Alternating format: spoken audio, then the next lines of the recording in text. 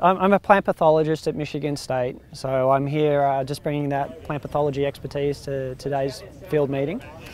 And primarily, yeah, we are talking about white mold. There's a lot of interest, of course, after last year's disaster with white mold. We had a lot of pressure across the state. A lot of guys hit very, very hard with white mold. The white mold fungus, it produces these sclerotia that look like little rat droppings or mouse droppings. They fall into the soil, they germinate, and they produce mushrooms that release a lot of spores, and these spores infect the flowers.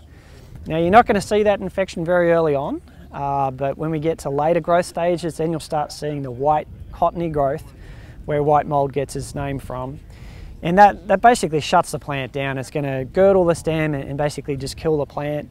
Then it'll start reproducing. You'll see those sclerotia start forming on the plant. So it can be really, really devastating under favourable environments where we have the pathogen present.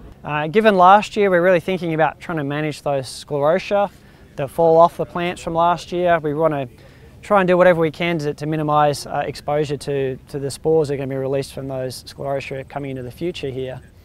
So we're talking about row width plant populations, trying to open up that canopy if we can to maximise airflow and minimise that cool, moist canopy underneath the beans, which is really favourable for white mold development. We're talking about foliar fungicides too. I mean, they can certainly help. They're no silver bullet by any means, but they certainly can help reduce white mold pressure. So what we're looking at there is making sure that we make the application timing between R1 and R3, so that's beginning of flower and beginning of pod set. We really want to protect those flowers. So talking about a few chemistries here today that stand out above the rest. And we're talking about this year's conditions. It has been pretty cool and wet. We've had some temperature lately, which is good, and some heavy rainfall again yesterday. So hopefully we're not going to be hit as bad as last year, that really cool wet summer all the way through.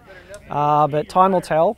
In this field here, where we've got an irrigated setup, we've got some trials here working with Monsanto. We're looking at a couple of different timing applications and some foliar products for management.